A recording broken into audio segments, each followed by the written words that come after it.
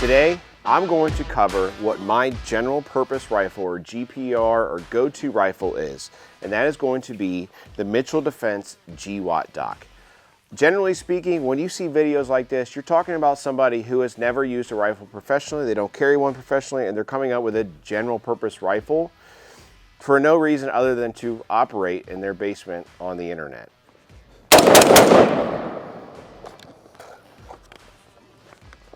Oh.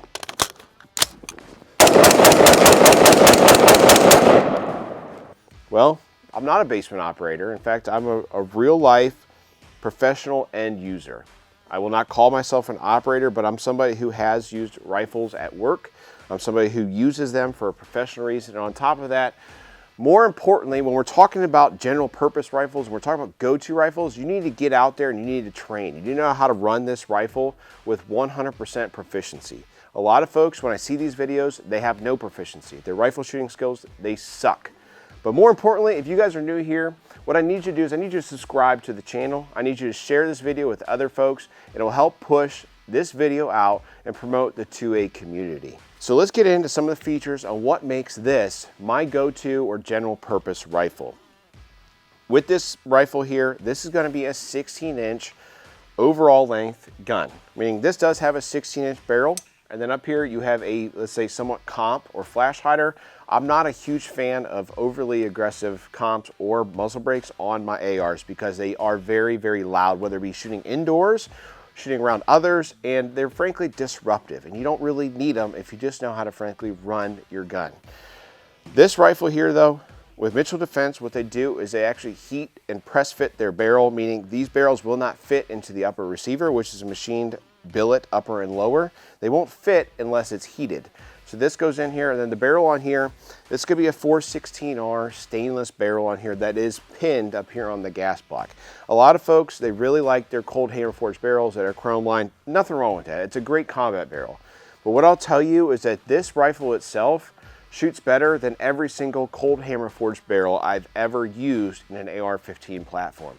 This thing is flat out accurate. It shoots sub MOA with ease with nearly everything I put through it, with no exceptions. It just shoots really well. You do not see that out of your Daniel Defenses, generally speaking. You generally don't see it out of your Super Duties, and you're generally not going to see it out of some of the other, say FN barrels out there as well. They shoot good, but to see that level of accuracy is not the same.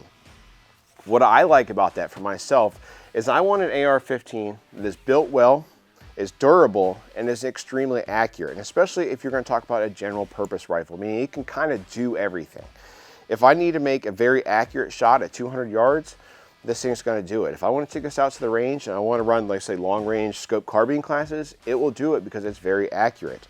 And on top here, you see I have the Primary PLXc 1-8 on here. This is a first focal plane scope, and this thing is a phenomenal buy for the money. It is a really good scope, and I highly recommend it, and especially in this peanut butter pickle that they call it, this color looks fantastic on the rifle. I do have their PLX mount on here as well. Then up here on the front, you're gonna see I have a Modlite. This is gonna be the Modlite.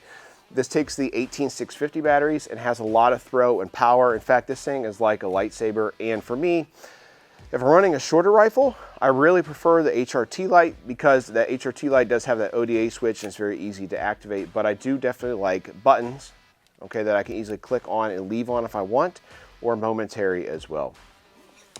The M-LOK forend on here is going to be a 15-inch handguard. It does have QD sockets on the top and the bottom, as you see here, and then has M-LOK slots all the way around, which are usable, and it helps. It is rigid. I can't say it's the fanciest handguard on the market. I'll never sit there and tell you that.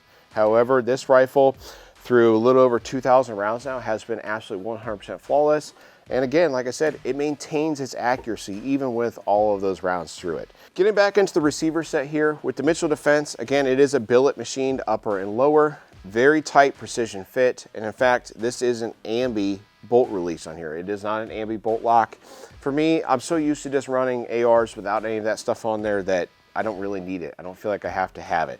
But the fit on there is very good. It's very tight, and there's no wobble in there whatsoever. The bolt carrier group has their armor lube spec on there. So what that armor lube does, it allows that bolt carrier group to be very, very slick, and it doesn't allow grime and grit to attach to it in addition to that gunk and all that other stuff. If you're familiar with Geissele's bolt carrier group, very similar to those, minus that super high price tag. Safety on here is going to be a radiant safety selector switch, then a Geissele SSA trigger on here, which is a 2-stage trigger. And then back here on the rear, it does have a Radian charging handle that is branded Mitchell Defense. Mitchell Defense is a smaller company based out of PA, so if you're not familiar with them, again, it's another one of those companies I definitely recommend you check them out because they're overlooked and overshadowed by, let's say, BCM and FN and Daniel Defense and Geissele, and they're out here building a fantastic rifle that, frankly, in my opinion, just the fit and finish is definitely on par with them at the very least, if not better, and it's more accurate. Now, the rear end here, it does use a flat wire buffer spring. It is cryo treated, and in addition to that, the insides of this gun are precision ground or precision machined, and so it's very smooth. You'll notice that there's none of that like that zipper sound that as this thing goes back into the buffer tube, and that's nice to feel as well. So this rifle is accurate. It shoots very flat, and it's very easy to keep on target for follow-up shots, whether you're at long range, close range, or run and build drills.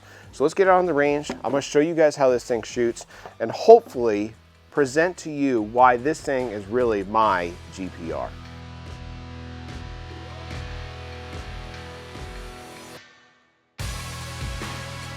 Stating something's a general purpose rifle, GPR, your go-to rifle, one of the things you want is you want that rifle to shoot well. You want it to shoot flat.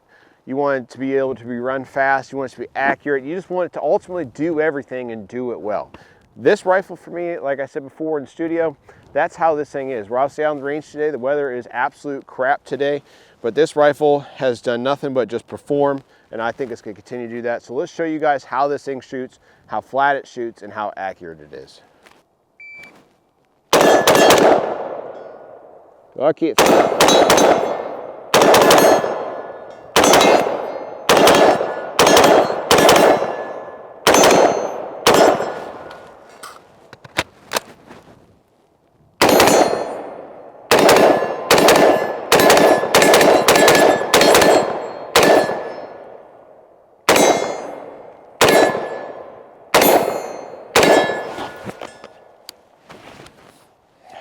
Every time I shoot this rifle, it's undeniably soft shooting and flat shooting compared to a lot of other ARs on the market. If you shot Daniel Defense, if you shot BCM, they do not shoot as soft and as flat as this rifle does. It gets near the perfect ejections, it shoots flat, and it is so forgiving on the recoil cycle that if you miss, it's on you, it ain't this rifle. For this review today, Fort Scott was nice enough to send us out some ammo. This could be 5.56 tumble upon impact, 55 grain ammo. This stuff is a solid copper bullet that tumbles upon impact, thus its name. However, if you guys want to save a few bucks and you want to try this stuff out, or if you've been on the fence, use the code HFS10. It'll save you a few dollars. We don't get any kickbacks from that. We just get a few boxes of ammo to try it out and run it in our guns. Something to note too with this Mitchell Defense lower is it does have that AMB bolt release. We're going to run a few build drills here now.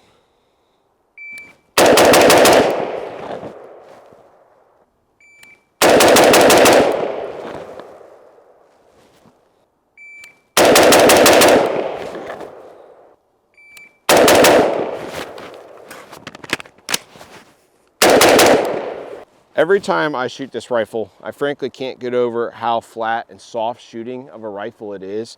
It is super easy to keep on target. It is not hard to shoot. A lot of times when you're let's say having a rifle that's a go-to, it's usually bad at something. Maybe it's not good at everything. This rifle just so happens to be really good at everything. It's super accurate, it's flat shooting, it's reliable.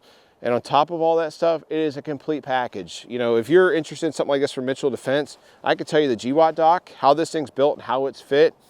You do not need to get this rifle and put absolutely anything on it. It comes out of the box ready to go.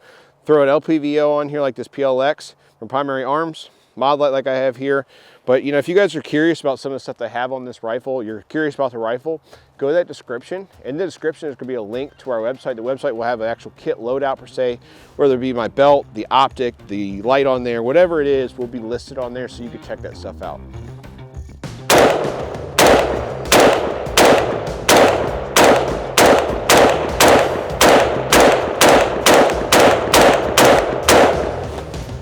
we're set up now at 100 yards. I have two separate loads in here. I'm gonna have Federal Gold Medal Match 69 grain and then Federal Gold Medal Match 77 grain stuff. The first one here is 77 grain. We're gonna do two different groups. We're at 100 yards off a tripod with a 1 to 8. So take that into consideration. This is gonna be, you know, a 3 to 18 on here or anything like that. This is with the 1 to 8. It's gonna show that this rifle is accurate because I've shot it enough.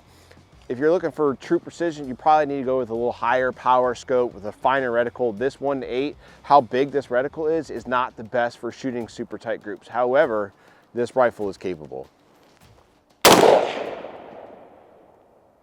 Pulled that one.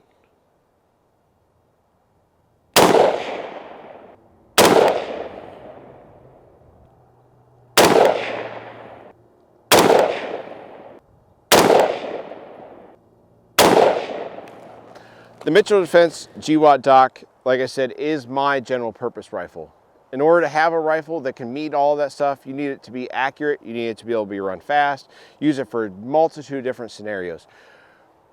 Both of these are Federal Gold Medal Match, both of them are 5-shot groups, both of them are between 1.5 inches to 1 inch group, and it shoots really, really well. To shoot this rifle standing off a tripod at 100 yards, not the 50 that you're accustomed to seeing the internet operators at, is impressive for this rifle to say the least. Could you imagine what it shoots like bagged with, let's say, a 3x18 scope on there? Easily, you're going to achieve sub-MOA accuracy with this rifle. And to shoot it again with a 1 to 8, with a reticle that's frankly too big at 100 yards to be all that precise with it, is impressive. But guys, most importantly, the Mitchell Defense GWOT Doc is a fantastic rifle. It shoots great. Set up like this, it's a great general purpose rifle. And more importantly than all of that stuff, I know I made jokes about internet operators. I don't care what you do for a living. I don't care what your skill set is. If it's bad skill set, you need to get out on the range, you need to train, and you need to be better.